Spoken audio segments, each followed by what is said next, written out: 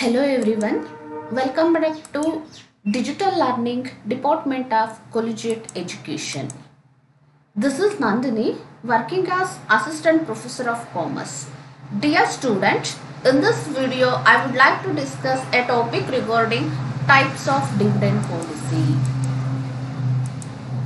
The objective and the session outcome of this video is we will be able to understand what are the types of dividend policy.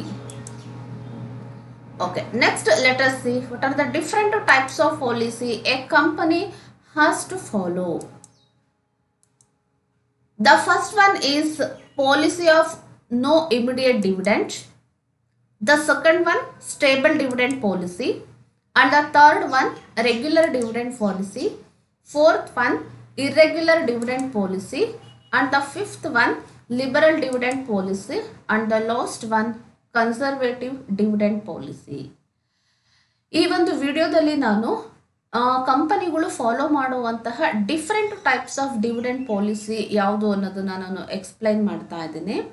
Okay, usual ಆಗಿ ಅಥವಾ common ಆಗಿ ಈ ಒಂದು 6 types ಅಲ್ಲಿ ಯಾವುದಾದ್ರೂ ಒಂದು type ಅನ್ನ ಕಂಪನಿಗಳು ಈ ಡಿವಿಡೆಂಡ್ ಪಾಲಿಸಿನ ಫಾಲೋ ಮಾಡುತ್ತೆ. First one policy of no immediate dividend, second one stable dividend policy, third one regular dividend policy, irregular dividend policy, liberal dividend policy, and the last one, conservative dividend policy. Okay, so let us discuss one by one. First, let me discuss what is policy of no immediate dividend. Okay, as the name implies that those companies which are following this type of dividend policy, they do not pay the dividend immediately to their shareholder. Okay, ಇಲ್ಲಿ ನೇಮೇ ನಮಗೆ ಹೇಳೋ ಹಾಗೆ no immediate dividend ಅಂತ ಅಂದರೆ especially newly floated companies follow this type of dividend policy because new companies in their earlier years need more funds and they find difficulties in getting fund and shareholders are ready to wait for dividend for some time. This policy is justified. Okay, ಯಾವ ಕಂಪನಿಗಳು ಈ ಒಂದು ಪಾಲಿಸಿನ follow ಮಾಡುತ್ತೆ ಅಂತ ಅಂದರೆ generally the newly floated companies, well established ಕಂಪನಿಗಳು ಈ ಒಂದು ಡಿವಿಡೆಂಡ್ ಪಾಲಿಸಿನ ಫಾಲೋ ಮಾಡುವಂಥ ಚಾನ್ಸಸ್ಸು ತುಂಬಾ ಕಡಿಮೆ ಇರುತ್ತೆ. ಎಸ್ಪೆಷಲಿ ಹೊಸ ಕಂಪನಿಗಳಿಗೆ ಏನಾಗಿರುತ್ತೆ ಅಂತ ಅಂದರೆ ಇನ್ನು ಕಮ್ಮಿಂಗ್ ಇಯರ್ಸಲ್ಲಿ ಅವರಿಗೆ ತುಂಬಾ ಫಂಡ್ಸ್ ನೀಡಿರುತ್ತೆ. ಬಿಕಾಸ್ ಎಕ್ಸ್ಪಾನ್ಷನ್ ಪ್ರೋಗ್ರಾಮ್ ಆಗಿರ್ಬೋದು, ಡೈವರ್ಸಿಫಿಕೇಷನ್ ಪ್ರೋಗ್ರಾಮ್ ಆಗಿರ್ಬೋದು, ಅಥವಾ ತುಂಬ ಕಡೆ ಇನ್ವೆಸ್ಟ್ಮೆಂಟ್ ಮಾಡುವಂಥದ್ದು, ಈ ಥರ ಗ್ರೋತು, ಎಕ್ಸ್ಪಾನ್ಷನ್, ಡೈವರ್ಸಿಫಿಕೇಷನ್ ಈ ಎಲ್ಲ ಪರ್ಪಸ್ಗೋಸ್ಕರ ಅವರಿಗೆ ಜಾಸ್ತಿ ಫಂಡ್ಸ್ ನೆಸೆಸಿಟಿ ಇರುತ್ತೆ. ಆ್ಯಂಡ್ ಒನ್ ಮೋರ್ ಥಿಂಗ್ ಏನು ಅಂತ ಅಂದರೆ when compare to the established company, the newly established company or the newly floated companies are finding very difficult in raising funds in the capital market. Well established ಕಂಪನೀಸಿಗೆ compare ಮಾಡಿದ್ರೆ newly floated companies capital ಮಾರ್ಕೆಟಲ್ಲಿ ಫಂಡ್ಸನ್ನು rice ಮಾಡುವಂಥದ್ದು beginning ಇಯರ್ಸಲ್ಲಿ ಅವರಿಗೆ ತುಂಬ ಕಷ್ಟ ಆಗುತ್ತೆ.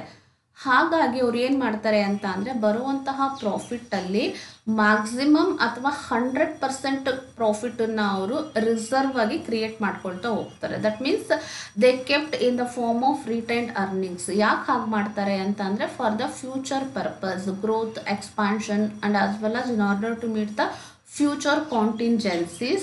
Usually they would like to keep 100% of their profit in the form of retained earnings rather than the declaration of dividend. ಹಾಗಾಗಿ ಒಂದು ಸಿಂಗಲ್ ರುಪಿನೂ ಕೂಡ ಅವರು ಪ್ರಾಫಿಟನ್ನು ಡಿವಿಡೆಂಡ್ ಡಿಕ್ಲರೇಷನ್ಗೆ ಯೂಸ್ ಮಾಡ್ಕೊಳ್ಳೋದಕ್ಕೆ ಬದಲಾಗಿ 100% ಪ್ರಾಫಿಟ್ ಏನು ಬಂದಿರುತ್ತೋ ಅದನ್ನು ಅವರು ರಿಟೈನ್ಡ್ ಅರ್ನಿಂಗ್ಸ್ ಆಗಿ ಕ್ರಿಯೇಟ್ ಮಾಡ್ತಾ ಹೋಗ್ತಾರೆ. ಅವ್ರಿಗೆ ಫ್ಯೂಚರಲ್ಲಿ ತುಂಬ ನೀಡ್ ಇರುತ್ತೆ ಫಂಡ್ಸು, ಮತ್ತು ಕ್ಯಾಪಿಟಲ್ ಮಾರ್ಕೆಟಿಂದ ತಕ್ಷಣ ಅವರಿಗೆ ಅದನ್ನು ರೈಸ್ ಮಾಡೋದು ಕೂಡ ಕಷ್ಟ ಆಗ್ತಾ ಇರುತ್ತೆ. And in this situation the shareholders also wait for dividend for some time. ಇಲ್ಲೂ ಕೂಡ ಶೇರ್ ಹೋಲ್ಡರ್ಸಿಗೆ ಈ ಎಲ್ಲ ನಾಲೆಡ್ಜ್ ಇರೋದ್ರಿಂದ ಅವರು ಡಿವಿಡೆಂಡ್ ಕಂಪನಿ ಪೇ ಮಾಡೋ ತನಕ ವೆಯ್ಟ್ ಮಾಡ್ತಾರೆ, ತಕ್ಷಣ ಕೊಡಲಿ ಅಂತ ಅವ್ರದ್ದು ಯಾವುದೇ ಎಕ್ಸ್ಪೆಕ್ಟೇಷನ್ಸ್ ಇರೋದಿಲ್ಲ.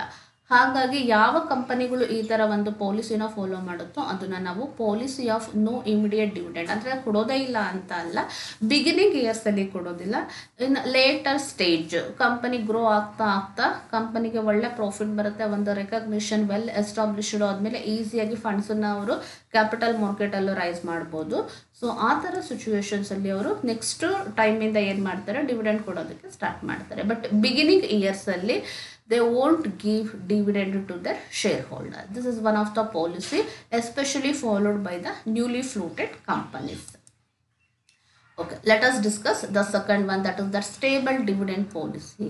Okay, as the name implies that the stable dividend policy, which is nothing but company pays a constant amount of dividend per share or uses a constant percentage of profit for dividend payment regularly. ನೋಡಿ, ಇಲ್ಲಿ ನೇಮೇ ಹೇಳೋ ಹಾಗೆ stable means constant ಅಂತ ಅರ್ಥ. ಇಲ್ಲಿ ಏನು ಮಾಡುತ್ತೆ ಈ ಕಂಪನಿಗಳು, ಯಾವ ಥರ ಇಲ್ಲಿ ಡಿವಿಡೆಂಡನ್ನು ಪೇ ಮಾಡ್ತಾರೆ ಅಂತ ಅಂದರೆ, ಒಂದು ಶೇರಿಗೆ ಎಷ್ಟು ಅನ್ನೋದನ್ನು ಫಿಕ್ಸ್ ಮಾಡಿರ್ತಾರೆ, are the will fixes A constant percentage of profit, ಬರುವಂತಹ ಪ್ರಾಫಿಟಲ್ಲಿ ಇಷ್ಟು ಪರ್ಸೆಂಟೇಜು ಡಿವಿಡೆಂಡ್ ಡಿಕ್ಲರೇಷನಿಗೆ ಅಂತಾನೆ ಬಿಗಿನಿಂಗಲ್ಲೇ ಕಂಪನಿ ಏನು ಮಾಡಿರುತ್ತೆ, ಫಿಕ್ಸ್ ಮಾಡಿರುತ್ತೆ. ಈ ಥರ ಡಿವಿಡೆಂಡ್ ಪಾಲಿಸಿನ ನಾವು ಸ್ಟೇಬಲ್ ಡಿವಿಡೆಂಡ್ ಪಾಲಿಸಿ ಅಂತ ಹೇಳ್ತೀವಿ. So stable dividend policy is nothing but company space A constant amount of dividend per share, ಒಂದು ಡಿವಿಡೆಂಡಿಗೆ ಇಷ್ಟು ಅಮೌಂಟ್ ಅಂತ ಫಿಕ್ಸ್ ಮಾಡ್ತಾರೆ, ಅಥವಾ they will fix a constant percentage of profit for dividend payment regular ಆಗಿ ಪೇಮೆಂಟನ್ನು ಕೊಡೋದಕ್ಕೋಸ್ಕರನೇ ಅವರು ಪರ್ಸೆಂಟೇಜ್ನ ಫಿಕ್ಸ್ ಮಾಡ್ತಾರೆ. So percentage ಯಾವ ಥರ ಇರ್ಬೋದು, 40%, 50%, ಒಂದ್ಸಲ 50% ಅಂತ ಅವ್ರು ಏನಾದರೂ ಫಿಕ್ಸ್ ಮಾಡಿದ್ದಾರೆ ಅಂತ ಅಂದರೆ ಎವ್ರಿ ಇಯರ್ ಬರುವಂತಹ ಟೋಟಲ್ ಪ್ರಾಫಿಟಲ್ಲಿ ಅವರು 50% ಡಿವಿಡೆಂಡ್ ಡಿಕ್ಲರೇಷನಿಗೆ ಅಂತಲೇ ಯೂಸ್ ಮಾಡ್ಕೊಳ್ತಾರೆ. ಅಂತ ಅಂದರೆ ಡಿವಿಡೆಂಡ್ ಪೇಮೆಂಟಲ್ಲಿ ಒಂದು ಸ್ಟೆಬಿಲಿಟಿ ಇರುತ್ತೆ ಅಥವಾ ಕಾನ್ಸ್ಟಂಟ್ ಆಗಿರುತ್ತೆ, ಯಾವುದೇ ರೀತಿಯಾದಂತಹ ವೇರಿಯೇಷನ್ಸ್ ಇರೋದಿಲ್ಲ. So that is called the stable dividend policy. And the third one is regular dividend policy. Okay, regular dividend policy is nothing but paying some amount of dividend every year irrespective of nature of earnings. The amount of dividend is fixed amount per share or constant percentage of profit or some amount decided by the management. Okay, ನಮಗೆ stable dividend policy ಮತ್ತು regular dividend policy ಎರಡಕ್ಕೂ ಏನು ತುಂಬ difference ಇಲ್ಲ, almost similar ಆಗಿದೆ. ಈ regular dividend ಪಾಲಿಸಿಯಲ್ಲಿ ಏನಾಗುತ್ತೆ ಅಂತ ಅಂದರೆ, company will pay the dividend constantly or regularly irrespective of nature of ಅರ್ನಿಂಗ್ಸಲ್ಲಿ ನಮಗೆ ಏನೇ ವೇರಿಯೇಷನ್ಸ್ ಆದರೂ ಕೂಡ ಅದನ್ನು ಕನ್ಸಿಡರೇಷನ್ಗೆ ತಗೊಳ್ಳೋದಿಲ್ಲ. ಓಕೆ, ಅಂದರೆ ನಾವು ಲಾಸ್ಟ್ ವಿಡಿಯೋಸಲ್ಲೆಲ್ಲ ಎಕ್ಸ್ಪ್ಲೈನ್ ಮಾಡಬೇಕಾದ್ರೆ ಹೇಳಿದ್ದೆ, ಕರೆಂಟ್ ಇಯರ್ ಪ್ರಾಫಿಟನ್ನ ಯೂಸ್ ಮಾಡ್ಕೊಳ್ತೀವಿ ನಾವು ಡಿವಿಡೆಂಡ್ ಡಿಕ್ಲರೇಷನಿಗೆ, ಇಲ್ಲ ಅಂತ ಅಂದರೆ ರಿಸರ್ವ್ನ ಕ್ರಿಯೇಟ್ ಮಾಡಿರ್ತೀವಿ ಅಲ್ವಾ, ಅದೇ ಪರ್ಪಸ್ಸಿಗೋಸ್ಕರ ಅದನ್ನ ಯೂಸ್ ಮಾಡ್ಕೋಬೋದು ಅಂತ. ಹಾಗಾಗಿ ಇಲ್ಲಿ irrespective of nature of earnings means ಯಾವುದೋ ಒಂದು ಇಯರಲ್ಲಿ ನಮಗೆ ಸ್ವಲ್ಪ ಪ್ರಾಫಿಟ್ ಕಡಿಮೆ ಆದರೂ ನೋ ಪ್ರಾಬ್ಲಮ್, ಅದಕ್ಕಂತಲೇ ನಾವು ಪ್ರೀವಿಯಸ್ ಇಯರ್ಸಲ್ಲಿ ಏನು ರಿಸರ್ವ್ಸನ್ನ ಕ್ರಿಯೇಟ್ ಮಾಡ್ಕೊಂಡಿರ್ತೀವಿ ಅಲ್ವಾ, ಆ ರಿಸರ್ವ್ ಅಮೌಂಟನ್ನ ಯೂಸ್ ಮಾಡ್ಕೊಂಡು ನಾವಿಲ್ಲಿ ರೆಗ್ಯುಲರ್ ಆಗಿ ಡಿವಿಡೆಂಡನ್ನು ಪೇ ಮಾಡ್ಕೊಳ್ತಾ ಹೋಗ್ತೀವಿ. ಹಾಗಾಗಿ ರೆಗ್ಯುಲರ್ ಡಿವಿಡೆಂಡ್ ಪಾಲಿಸಿ ಏನು ಹೇಳುತ್ತೆ ಅಂತ ಅಂದರೆ, the company has to pay the dividend regularly irrespective of nature of earnings. ಇಲ್ಲೂ ಅಷ್ಟೇ ಒಂದು ಶೇರಿಗೆ ಇಷ್ಟು ಅಮೌಂಟ್ ಅಂತ ಫಿಕ್ಸ್ ಮಾಡ್ಬೋದು ಪರ್ ಶೇರಿಗೆ, ಇಲ್ಲ ಅಂತ ಅಂದರೆ ಸೊ ಸ್ಟೇಬಲ್ ಡಿವಿಡೆಂಡ್ ಪಾಲಿಸಿನಲ್ಲಿ ಫಿಕ್ಸ್ ಮಾಡೋ ಥರನೇ ಟೋಟಲ್ ಪ್ರಾಫಿಟಲ್ಲಿ ಪರ್ಸೆಂಟೇಜನ್ನು ಅಂದರೆ ಕಾನ್ಸ್ಟಂಟ್ ಪರ್ಸೆಂಟೇಜನ್ನು ಫಿಕ್ಸ್ ಮಾಡಿ ಅವರು ಡಿವಿಡೆಂಡನ್ನು ಡಿಕ್ಲೇರ್ ಮಾಡ್ತಾರೆ. Okay, and the fourth one, irregular dividend policy.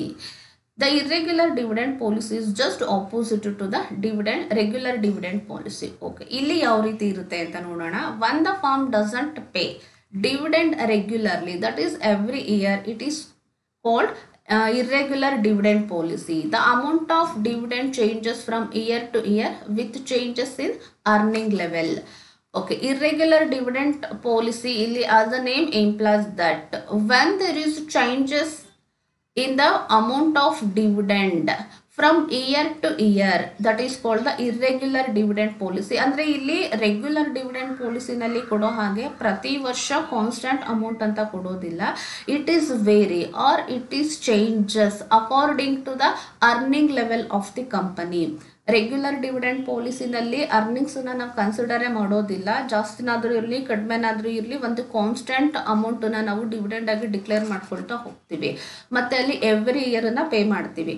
Irregular dividend ಪಾಲಿಸಿನಲ್ಲಿ ಏನಾಗುತ್ತೆ ಅಂತ ಅಂದರೆ ಅರ್ನಿಂಗ್ಸಲ್ಲಿ ಯಾವ ರೀತಿ ಫ್ಲಕ್ಚುಯೇಷನ್ಸ್ ಇರುತ್ತೋ, ಅಂದರೆ ಪ್ರಾಫಿಟ್ ಲೆವೆಲಲ್ಲಿ ಯಾವ ರೀತಿ ನಮ್ಮದು ಫ್ಲಕ್ಚುಯೇಷನ್ಸ್ ಇರುತ್ತೋ on the same way there is a fluctuations in the payment of dividend also. ಜಾಸ್ತಿ ಅರ್ನಿಂಗ್ಸ್ ಇದ್ರೆ ಜಾಸ್ತಿ ಡಿವಿಡೆಂಡ್ ಡಿಕ್ಲೇರ್ ಮಾಡ್ತಾರೆ. ಅರ್ನಿಂಗ್ಸ್ ಕಡಿಮೆ ಇದೆ ಅಂತ ಅಂದರೆ ಆಬ್ವಿಯಸ್ಲಿ ನಮಗಲ್ಲಿ ಡಿವಿಡೆಂಡ್ ಡಿಕ್ಲರೇಷನ್ ಕೂಡ ಕಡಿಮೆನೇ ಇರುತ್ತೆ. ಯಾವುದೋ ಒಂದು ಇಯರಲ್ಲಿ ನಮಗೆ ಪ್ರಾಫಿಟೇ ಬಂದಿಲ್ಲ ಅಂತ ಅಂದರೆ ಆ ಥರ ಸಿಚುವೇಶನ್ಸಲ್ಲಿ ನಮಗೆ ಡಿವಿಡೆಂಡ್ ಕೊಡದೇ ಇರೋ ಚಾನ್ಸಸ್ ಇರುತ್ತೆ. ಹಾಗಾಗಿ ಇಲ್ಲಿ ಎವ್ರಿ ಇಯರು ಕೊಡ್ತಾರೆ ಅಂತ ಯಾವುದೇ ಒಂದು ಕನ್ಫರ್ಮೇಷನ್ ಇರೋದಿಲ್ಲ. ತುಂಬಾ ಚೇಂಜಸ್ ಆಗ್ತಾ ಇರುತ್ತೆ. ಮತ್ತು ಯಾವ ಬೇಸಿಸ್ ಮೇಲೆ ಚೇಂಜಸ್ ಆಗುತ್ತೆ ಅಂತ ಅಂದರೆ based on the earnings. If you get more earnings, company will declare high dividend. If the company earns less income, in such a situation company declares low amount of dividend. That means changes from year to year, which is based on earning level of the company. Okay, next liberal dividend policy. ಇಲ್ಲಿ ನೇಮೇ ಹೇಳೋ ಹಾಗೆ liberal ಅಂತ ಅಂದರೆ company uses maximum proportionate of amount for the declaration of dividend and they keep very small proportionate of amount in the form of retained earnings.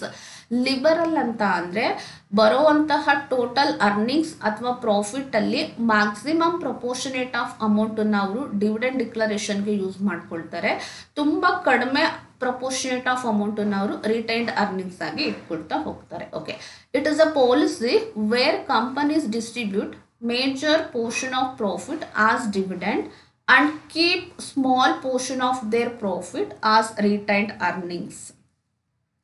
Here the dividend payout ratio is very high. Dividend payout ratio ಇಲ್ಲಿ ಏನಾಗುತ್ತೆ ಅಂತ ಅಂದರೆ ತುಂಬಾ ಜಾಸ್ತಿ ಇರುತ್ತೆ. 80%, 20% ಅಥವಾ 70%, 30% ಈ ಥರ ಇರ್ಬೋದು. ನಮಗೇನಾದರೂ 1 lakh ರೂಪಾಯಿ ಪ್ರಾಫಿಟ್ ಬಂದಿದೆ ಅಂತಂದರೆ ಫಾರ್ ಎಕ್ಸಾಂಪಲ್ ನಿಯರ್ಲಿ 80,000 ಅವರು ಡಿವಿಡೆಂಡ್ ಡಿಕ್ಲರೇಷನ್ಗೆ ಯೂಸ್ ಮಾಡ್ಕೊಳ್ತಾರೆ. ಜಸ್ಟ್ ಒಂದು 10 ಅಥವಾ 20% ಆಫ್ ಅಮೌಂಟನ್ನು ಅವರು ರಿಟೈನ್ಡ್ ಅರ್ನಿಂಗ್ಸ್ ಆಗಿ ಇಟ್ಕೊಳ್ತಾರೆ. ಇಂಥ ಒಂದು ಪಾಲಿಸಿನ ನಾವು ಲಿಬರಲ್ ಡಿವಿಡೆಂಡ್ ಪಾಲಿಸಿ ಅಂತ ಕರಿತೀವಿ. ಅಂದರೆ ಟೋಟಲ್ ಪ್ರಾಫಿಟಲ್ಲಿ ಜಾಸ್ತಿ ಅಮೌಂಟನ್ನು ಡಿವಿಡೆಂಡ್ ಆಗಿ ಡಿಕ್ಲೇರ್ ಮಾಡೋದು, ಸ್ವಲ್ಪ ಪೋರ್ಷನ್ ಆಫ್ ಅಮೌಂಟನ್ನು ಅವ್ರು ಏನು ಮಾಡ್ತಾರೆ ರಿಟೈನ್ಡ್ ಅರ್ನಿಂಗ್ಸ್ ಆಗಿ ಅಥವಾ ರಿಸರ್ವ್ ಆಗಿ ಕ್ರಿಯೇಟ್ ಮಾಡ್ತಾರೆ. And the last one, conservative dividend policy. The conservative dividend policy is quite opposite to the liberal dividend policy. ಅಂದರೆ ಇದಕ್ಕೆ ಆಪೋಸಿಟ್ ಆಗಿರುತ್ತೆ. ಕನ್ಸರ್ವೇಟಿವ್ ಅಲ್ಲಿ ಏನಾಗುತ್ತೆ, ಲಿಬರಲ್ ಡಿವಿಡೆಂಡ್ ಪಾಲಿಸಿನಲ್ಲಿ ನಾವು ಮೇಜರ್ ಪೋರ್ಷನ್ ಆಫ್ ಪ್ರಾಫಿಟನ್ನು ಡಿವಿಡೆಂಡ್ ಆಗಿ ಡಿಕ್ಲೇರ್ ಮಾಡ್ತೀವಿ. ಬಟ್ ಕನ್ಸರ್ವೇಟಿವ್ ಡಿವಿಡೆಂಡ್ ಪಾಲಿಸಿನಲ್ಲಿ ದಿಸ್ ಇಸ್ ವೆರಿ ರಿಜಿಡ್ ಅಂತ ಅಂದರೆ ಜಾಸ್ತಿ ಪ್ರಪೋರ್ಷನೇಟ್ ಆಫ್ ಅಮೌಂಟನ್ನು ನಾವು ಡಿವಿಡೆಂಡ್ ಡಿಕ್ಲರೇಷನ್ಗೆ ಯೂಸ್ ಮಾಡ್ಕೊಳ್ಳೋದಿಲ್ಲ. ವೆರಿ ಲೆಸ್ ಅಮೌಂಟ್ ಅಂದರೆ ಡಿವಿಡೆಂಡ್ ಪೇಔಟ್ ರೇಷಿಯೋ ಇಲ್ಲಿ ನಮಗೆ ತುಂಬ ಹೈ ಇರುತ್ತೆ ಅಲ್ವಾ. ಅದೇ ರೀತಿಯಲ್ಲಿ ಕನ್ಸರ್ವೇಟಿವ್ ಡಿವಿಡೆಂಡ್ ಪಾಲಿಸಿನಲ್ಲಿ ನಮಗೆ dividend payout ratio very less ಇರುತ್ತೆ. ಅಂದರೆ ಇದಕ್ಕೆ ಆಪೋಸಿಟ್ ಆಗಿರುತ್ತೆ.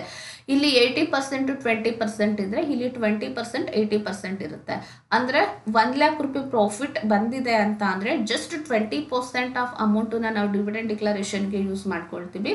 ಇನ್ನು ರಿಮೈನಿಂಗ್ 80% ಆಫ್ ಪ್ರಾಫಿಟ್ ಏನಿರುತ್ತೆ ಅಲ್ವಾ ಅದನ್ನು ನಾವು ರಿಸರ್ವ್ ಅಥವಾ ರಿಟೈನ್ಡ್ ಅರ್ನಿಂಗ್ಸ್ ಆಗಿ ಕ್ರಿಯೇಟ್ ಮಾಡ್ಕೊಳ್ತಾ ಹೋಗ್ತೀವಿ. ಓಕೆ, ನೋಡಿ ಏನು ಹೇಳ್ತಾರೆ ಅಂದರೆ when A company is very rigid in dividend payment and preserve more profit for future financing purpose, then it is called conservative dividend policy. ಬರುವಂತಹ ಮ್ಯಾಕ್ಸಿಮಮ್ ಅಮೌಂಟನ್ನು ನಾವು ಅಥವಾ ಪ್ರಾಫಿಟ್ ಅಥವಾ ಅರ್ನಿಂಗ್ಸಲ್ಲಿ ಕಡಿಮೆ ಅಮೌಂಟನ್ನು ನಾವು ಡಿವಿಡೆಂಡ್ ಡಿಕ್ಲರೇಷನ್ಗೆ ಯೂಸ್ ಮಾಡ್ಕೊಳ್ತೀವಿ. ಮ್ಯಾಕ್ಸಿಮಮ್ ಪ್ರಪೋರ್ಷನೇಟ್ ಆಫ್ ಅಮೌಂಟನ್ನು ನಾವು ರಿಟೈನ್ಡ್ ಅರ್ನಿಂಗ್ಸ್ ಆಗಿ ಕ್ರಿಯೇಟ್ ಮಾಡಿರ್ತೀವಿ. So this is called conservative dividend policy. Anyway, dear student, thank you for watching this video.